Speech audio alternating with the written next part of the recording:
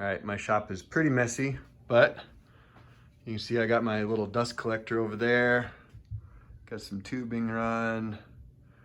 Drops down to the planer and the joiner and the table saw and the chop saw. And so far I've walked over there each time through this maze of crap to turn things on and off.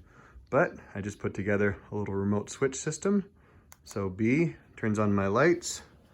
A turns on my dust collector. And that whole setup is running through this little relay contactor transformer setup.